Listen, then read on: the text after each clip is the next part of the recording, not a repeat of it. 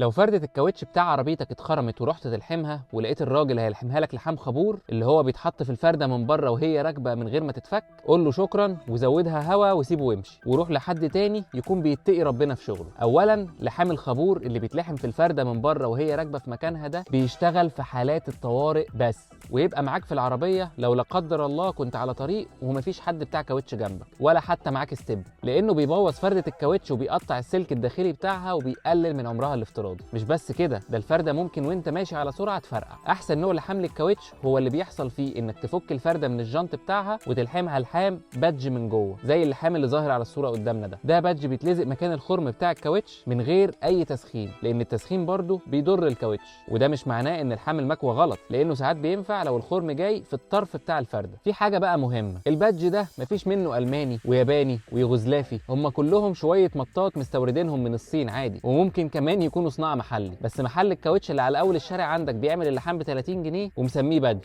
ومحل الكاوتش اللي على وصل الدهشور بيعمله ب 150 جنيه ومسميه لحام الماني. فلو انت مضطر تعمله ب 150 جنيه اعمله، بس زي ما قلت لك ممكن تزود الفردة هوا وتمشي عليها لحد ما تروح لحد تاني. المهم ما تلحمش لحام خبور.